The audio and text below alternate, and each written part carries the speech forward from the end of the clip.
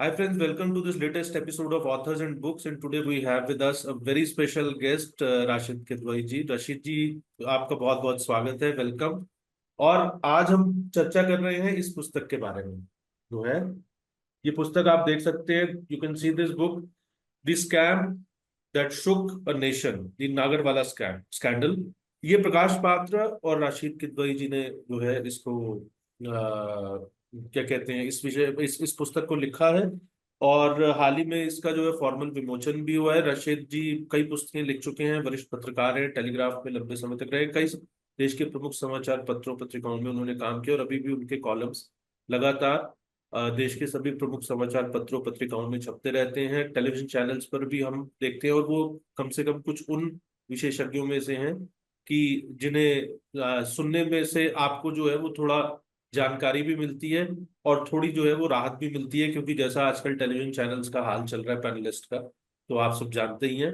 और तो राशिद भाई, बहुत बहुत आपका स्वागत है।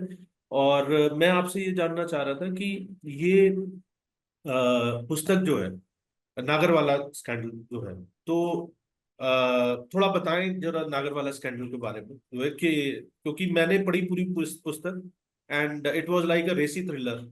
नॉन फिक्शन है लेकिन फिर भी रेसी थ्रिलर की तरह है, किसी भी क्राइम फिक्शन से ज्यादा जो है वो इंटरेस्टिंग है। तो थोड़ा बताएं इसके बारे में। Shukriya, Arun. Thank you for your kind words that you said in your opening remarks. Many of them, perhaps, I in particular may not, deserve it also. But this was a very kind of interesting idea. And remember, this scandal happened in 1971 when, I was, of course, my co-author, Mr. Prakash Patra, who's a veteran journalist, he was also not in reporting. So he was in his school. So both of us, why Nagarwala book? We thought about it because Arun, this was an age of innocence. मतलब उस जमाने में जो political leadership थी और जनता के बीच में, voter के बीच में बड़ा विश्वास था। इस घटना के बाद में एक अविश्वास का भाव पैदा हुआ। पुस्तक में साफ लिखा हुआ है, कमीशन के आधार पे, कमीशन के तथ्यात्मक आधार पे, निष्पक्ष भाव से, कि उसमें कोई भी मतलब इंदिरा गांधी को दोषी नहीं माना गया या संजय गांधी को दोषी नहीं माना गया। एक मोटे मोटे तौर पे अगर मैं इसकी कहानी बताना चाहूंगा कि कहानी क्या है। वैसे तो जैसे हमारे भूतपूर्व राष्ट्रपति प्रणब मुखर्जी कहते थे कि test of pudding is in eating, कि आप मतलब ये किताब जिसका अर्जुन ने जिक्र किया, ये इसको पढ़ के आपको आनंद आएगा। हुआ, हाँ, तो उससे जो है वो होगा, लेकिन फिर भी कहानी का भाव बताना बहुत आवश्यक है। तो एक दिन मतलब स्टेट बैंक ऑफ इंडिया के चीफ कैशियर के पास में पार्लियामेंट स्ट्रीट संसद मार्ग पे एक टेलीफोन आता है। और वो टेलीफोन पे वो व्यक्ति बताता है कि वो इंदिरा गांधी जो समय प्रधानमंत्री थी, उनका वो प्रिंसिपल सेक्रेटरी है, पीएस है। और पीएस कहता है कि इंदिरा जी बात करेगी। और एक महिला की आवाज आती है और कैशियर को कहती है कि हमें बांग्लादेश का उस समय युद्ध के हालात हो रहे थे, कि हमें बांग्लादेश फंड के लिए पैसे की जरूरत है, तो हम जो है उसको हमें पैसा दीजिए। तो वो पैसा देंगे और वो प्रकाश मतलब जी, माता आपका जी। स्वागत है। सॉरी राशिद भाई, मैंने आपको रोका, अब हम आपको देख भी नहीं पा नहीं, रहे हैं। तो बड़ी अच्छी राशिद भाई बात है कि जैसे, हमारे जी लेखक जी भी जी, वो भी ज्वाइन कर तो गए, पहले कुछ जी तकनीकी प्रकाश अड़चन। पात्रा जी हमारे साथ हैं। प्रकाश जी वेटरन जर्नलिस्ट हैं, हमारे सीनियर भी रहे हैं पत्रकारिता में, जो है हमने उनको देखकर जो है वो पत्रकारिता में बड़े हुए और सीखा बहुत कुछ। और इस पुस्तक के जो है वो को ऑथर भी हैं। तो राशिद भाई, आप अपनी बात कंप्लीट करें, फिर हम प्रकाश जी के पास आते हैं। जी जी, तो वही मैं आपसे बता रहा था। तो a call came from PS to Prime Minister, and then supposedly a woman voice came and caller identified herself as Indira Gandhi, and she sought 60 lakh rupees, which we have calculated in present day would have been 172 crores. So this is and that, there was a code word and to go there across the road at Freemason Church and hand over that money to somebody. So the cashier, he was so overwhelmed by, kind of not only emotions, but kind of patriotic duty. Uh, so he just did it. And then when he did, he had a realization that maybe something may have been wrong. So he went there and then he tried to check with Indira Gandhi, and she was actually in parliament. So there was no way Indira Gandhi would have made that call. Remember, this is 1971 when there were not only there was only landlines, but there were very few telephones were there. And there was no way you could find out who has called what. So this all these things that we know about caller ID and electronic, sort of kind of data, that was all not there. So the remaining story, of course, we'll hear it from our co-author, Mr. Prakash Patra. Prakash ji, I wanted to ask you, did this Nagarwala scandal, it really today, the present generation of, journalists also, they even hardly, know about it. So, but did it really, what was the kind of political landscape at that time? And did it really did it really shake the, political system at that time? Was it a big scandal? Did it had an impact on, Congress and the politics of the day? See, when the scandal happened, मैं उस time को मैं भी school में था, तो it was a big scandal because हम लोग स्कूल में थे, तो कि एक टेलीफोन आता है, मतलब टेलीफोन की बेसिस पे 60 lakhs has been handed over. So it was a major scam. Newspapers, मैं तो उड़ीसा में पढ़ रहा था, तो काफी अखबारों में, काफी जगह में ये चर्चा हुआ था कि एक टेलीफोन की ये पे 60 लाख ले गए किसी ने. ये तो बहुत बड़ी स्कैंडल था.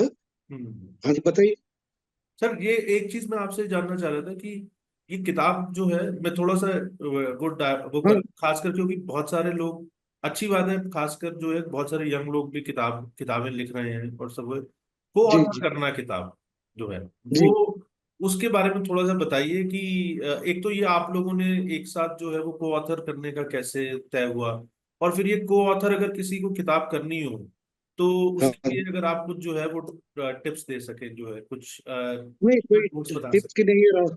Rashid, you also know it that we know each other for a very long period. We have worked together, so we used to discuss many things, including political corruption.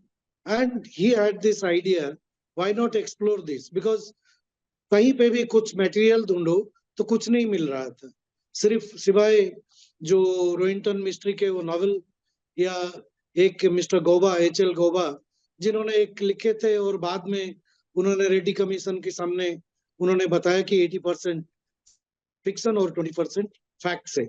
और बहुत कुछ ज्यादा जो डेवलपमेंट्स हो गया था उसके बीच में, जो स्कैंडल और उसके बाद उसका Gujarat agitation, then Navnirman movement, emergency, सो काफी कुछ ये मामले में लिखा गया था उसी टाइम को, लेकिन पब्लिक ये पे नहीं आया था. तो हमने जब दोनों मिलके उसको चाहते थे कि ये पॉलिटिकल करप्शन का एक इंटरेस्टिंग इसलिए था कि 60 लाख उस टाइम को जो रशीद ने बताया आज की प्राइस में मतलब क्या वैल्यू है, तो वी डिसाइडेड कि to explore it. Then we searched for materials. It was very difficult to find anything, but with a lot of difficulties and all, we managed to gather a lot of documents. National Archives से, दूसरे लाइब्रेरियों से, सब जगह से मिला के देखे. So then it was a fascinating story because we wanted to study it as a kind of case of political corruption. But as the story evolved, so we have left everything to the judgment of people, like judgment of readers. Is it a case of political corruption or it's a simple crime story where big people were involved or big people's names were dragged into it? Either way, it's up to you to interpret and see things. Sir, that is how we decided jointly to do the book. Since the idea was both like his, and we develop it together and we work together. Like certain areas I did it, certain areas he also did it. Then we sat together, discussed, and then we wrote. Sir Rajiv भाई, आप कुछ कहना चाहते हैं, पर मैं आप दोनों से एक कॉमन सवाल पूछूंगा. ठीक है, एक तो ये कि आपने रीडर्स पहले मैं बस छोड़ दिया, लेकिन आप लोगों से ये पूछूंगा, आपका क्या मानना है कि ये केस ऑफ पॉलिटिकल करप्शन था, आपको लगता है ऑन द सरफेस, या ये बेसिकली एक प्योर बेसिकली इट वाज जो है क्राइम जो है. हाँ राशिद भाई please. Ji ji sir. Anand ji, आपके जो दोनों प्रश्न है उसका दोनों में मैं वो मतलब उत्तर दूंगा, जो दोनों उसमें चीजें छिपी हुई है. दरअसल देखिए, ये पहला मेरा अनुभव था मतलब को ऑथर, एक लेखक, और वो लेखक भी एक ऐसे व्यक्ति जिनका मैं बहुत ज्यादा सम्मान करता हूँ, हैसियत पत्रकार, उनसे मैंने बहुत कुछ सीखा है.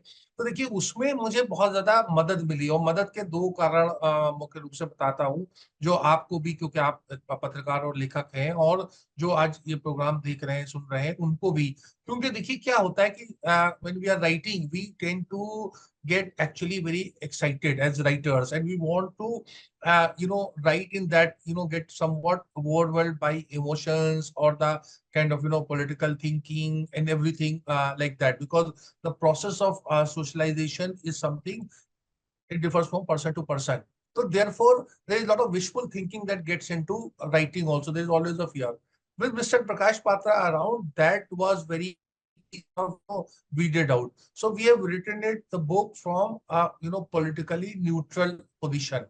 And facts and accuracy have been double checked, cross checked. See, he's been a crime reporter, he has been an editor. So he had all those qualities that whenever sort of would get adventurous, he would tell me, be cautious, look at the larger picture, because books are written around for the readers. It is not written for an individual, it is not written for an institution, it is not written for some kind of political ideology or political party. So therefore facts become very sacred in that sense. And so therefore I think Mr. Patra's presence, not only in terms of the research and the kind of efforts he made and all, and I've been a beneficiary of it. But more importantly, as I look back at this journey, his real contribution has been in this, not to let anything fancy, anything that would be a kind of political allegation, or something that is not substantiated, that has not gone into this book. So this has been, and I'm very grateful. You have read it, and those who read it, they will realize this. Now that answers your question that that you were asking me, that whether so this is a scandal, even though people, I mean, the person was caught, money was recovered, there was a commission of inquiry. Still, we do not know what was the actual motive. So we have given various theories, conspiracy theories, and all based on the commission. Just added one more point from my side. We must also remember that this incident or this act of corruption or loot that happened when Indira Gandhi was Prime Minister. Now there comes a regime change, and Morarji Desai becomes Janata Party, comes to power. They appoint commission which was known as P. Jagan Mohan Reddy Commission. Now that commission, which was from the other side of political spectrum, it it summons Indira Gandhi. It also summons Prime Minister Morarji Desai. In today's world, it is unthinkable to think of serving Prime Minister or former Prime Minister being summoned. And then they submit a report, and that commission gives a kind of clean chit to Indira Gandhi, which is also very rare. In today's world, today's politics try to get that the opposite side. So they were not trying to fix Indira Gandhi or Sanjay Gandhi. And of course, but there are a lot of questions that are being raised. So I think that answers your question.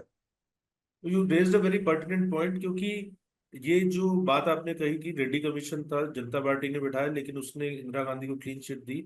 ऐसा ही exactly जो है, मैं वैसे एक nugget share कर रहा हूँ कि 1966 में इंदिरा गांधी ने जेएल कपूर कमीशन बिठाया दोबारा से, महात्मा गांधी की हत्या को प्रूव करने के लिए, और कि आरएसएस का उसमें हाथ था। और 1969 में जो रिपोर्ट आई जेएल कपूर कमीशन की, उन्होंने तो इवन अपनी रिपोर्ट में ये कह दिया कि ये लोग जिन्होंने भी असैसिनेशन में पार्टिसिपेट किया था, वो लोग आइडियोलॉजिकली भी संघ के साथ लिंक नहीं थे। तो they went even step ahead to absolve RSS of this thing. तो खैर वो मुझे लगता है कि दिन जो है वो और थे, भारतीय राजनीति का जरा स्वरूप बदल गया। Prakash ji, I just wanted to ask you one question. Has, because Nagarwala scandal, उससे पहले मुद्रा स्कैंडल था, then after that there has been no dearth of scandals. No, there has been no dearth of scandals. Yeah. जी, True. लेकिन अभी हम देखते हैं media में भी, पब्लिक डिस्कोर्स में भी, इवन हमने अभी रिसेंटली इलेक्शंस देखे, और अब जो स्टेट्स के भी इलेक्शंस हम देख रहे हैं पिछले कई सालों से, करप्शन जो है वो कोई मुद्दा रह नहीं गया है। ऐसा लगता है कि मतलब हैज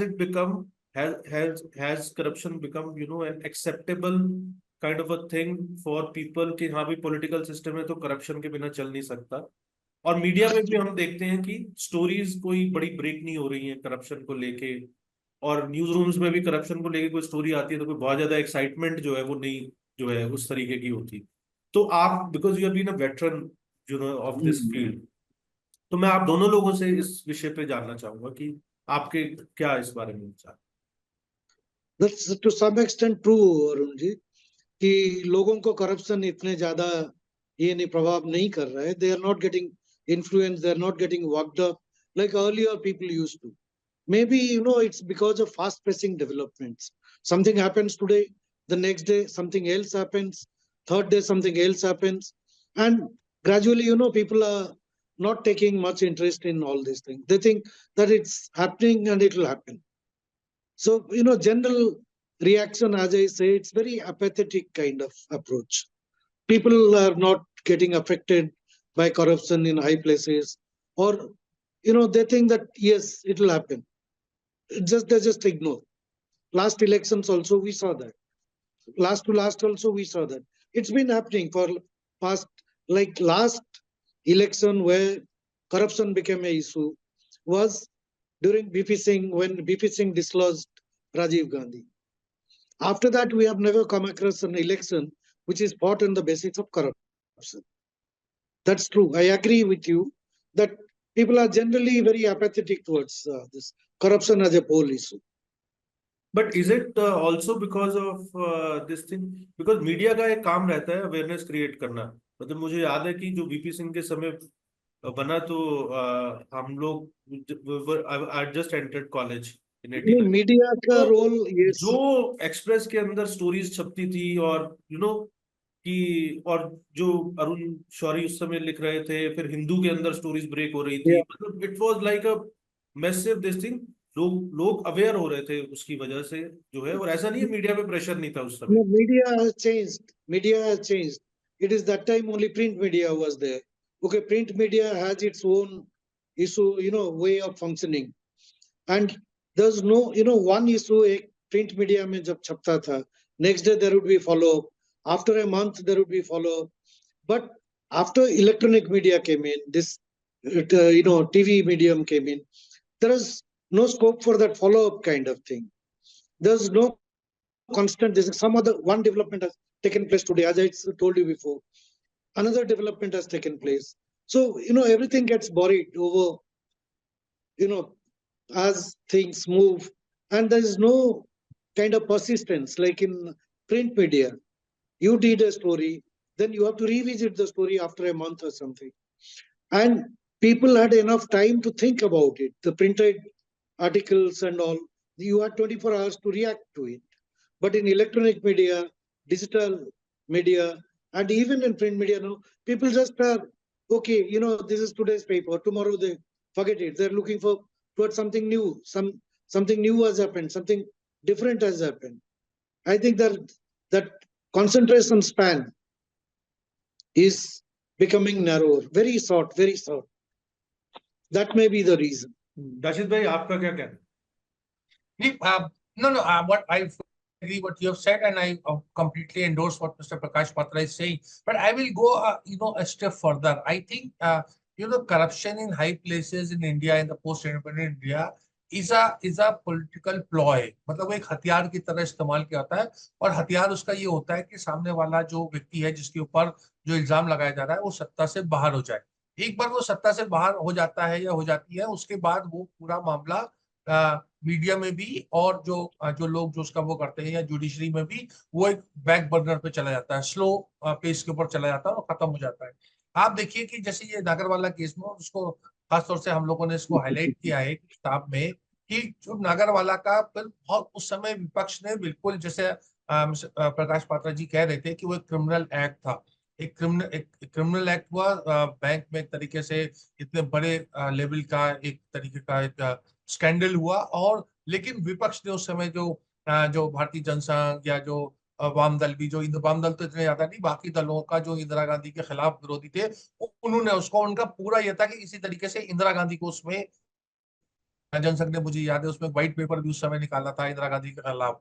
तो तमाम चीजें, और कांग्रेस में भी लोगों की उत्सुकता थी, क्योंकि इंदिरा गांधी और 69 स्प्लिट के बाद में वो बिल्कुल ऑल पावरफुल मतलब नहीं बनी थी. तो और उसके बाद में फिर आप जब जानते हैं घटनाक्रम हुआ, इमरजेंसी वगैरह, तरह से बोफोर्स में भी पूरा का पूरा, जब एक बार राजीव गांधी जब उस पद से उतर गए, मतलब हैसियत प्रधानमंत्री। विश्वनाथ प्रताप सिंह कहते थे कि मेरी जेब में है वो स्विस बैंक के अकाउंट और मैं फौरन उसको गिरफ्तार करूंगा और पकड़ूंगा। उसके बाद आप देखेंगे वो धीरे धीरे, चाहे वो विश्वनाथ प्रताप सिंह की सरकार हो या भाजपा की सरकार हो, बाद में अटल जी की सरकार, उसमें बहुत ज्यादा कोई हेडवे या कोई इसमें कामयाबी नहीं हुई। और फिर दिल्ली हाई कोर्ट ने वो मामला एक तरीके से खत्म कर दिया। तो मेरा कहने का मतलब है और भी तमाम चीजें नरसिम्हा राव के काल में बहुत ही अनेकों, मतलब दर्जनों के हिसाब से स्कैंडल्स आए। बहुत ज्यादा अरशद मेहता का केस था, गोल्ड स्टार का केस था, फर्टिलाइजर स्कैम था, लखूभाई पाठक केस था, अचानक वाला केस था, बहुत सारे केसेस थे तमाम। जब नरसिम्हा राव एक बार सत्ता से उठ गए, अभी भी आप देखें, मैं ज्यादा समय नहीं लूंगा, अभी भी आप देखें कि लिकर स्कैम का जो स्कैम चल रहा है, उस स्कैम का कितना बड़ा हुआ या उस स्कैम को लेकर रोका जाए देश भर में, उसकी नहीं, उसका पूरा ये है कि केजरीवाल को किसी तरीके से राजनीतिक रूप से कमजोर किया जाए। और जो मतलब आने वाले चुनाव में भी अगर केजरीवाल की सत्ता दिल्ली में नहीं आई तो आप देखिएगा वो मामला रफा दफा हो जाएगा या बैक बर्नर पे चला जाएगा। तो ये बड़ा दुर्भाग्यपूर्ण चीज है। केवल मुझे जो अपने मेमोरी पे मुझे ध्यान कि मतलब एक लालू यादव को सजा हुई, लेकिन लालू यादव राजनीति में बहुत सक्रिय रहे या उनका पूरा जो उनके कुनबा है वो फल फूल रहा है राजनीतिक रूप से। और दूसरा चौथाला का हुआ कि जो वो टीचर स्कैम में उनको सजा हुई, लेकिन वो भी राजनीतिक रूप से वो इररेलेवेंट नहीं होते। तो इसका जो भ्रष्टाचार के मामलों का जो राजनीतिकरण है, और केवल हमें या मीडिया में या राजनीतिक दलों को केवल मतलब उठापटक में कि उनको किस तरह से गिरा दें, सत्ता से हटा दें, वो ही एक ऑब्जेक्टिव रहता है, बजाय इसके कि सच सामने आए और इस तरह के जो भ्रष्टाचार है उसमें बंदिश लगे, वो बिल्कुल खत्म हो जाए। वो हमारा मंसूबा या मंशा नहीं होता। तो चर्चा को अब यहीं पे समाप्त करते हैं। और आप दोनों लोग जुड़े, मेरे लिए तो दोनों सीनियर हैं, पत्रकारिता में रहे हैं। मेरे लिए ये एक it's a matter of privilege also to have a conversation with them on this brilliant book which they have written. और ऑथर्स एंड बुक्स के अगले एपिसोड में हम लोग एक नई पुस्तक के साथ हाजिर होंगे। आप लोगों को पुस्तक के लिए बहुत बहुत बधाई। और Thank you. दर्शकों से आग्रह है कि पुस्तकें पढ़ें, खरीद कर पढ़ें और उपहार में दें, ताकि जो है ये जैसा प्रकाश जी ने बहुत अच्छी बात कही कि जो हमारा स्पैन ऑफ अटेंशन कम होता जा रहा है जो है, तो वो स्पैन ऑफ अटेंशन भी ठीक होगा और थोड़ा चीजों के बारे में जानकारी मिलेगी। और अगर आपको ये एपिसोड अच्छा लगा हो तो इसे शेयर करें, लाइक करें, चैनल को सब्सक्राइब करें, आपसे आग्रह है। और जल्दी मिलेंगे एक नए विषय के साथ। आप दोनों का बहुत बहुत धन्यवाद and all the Thank you. Best.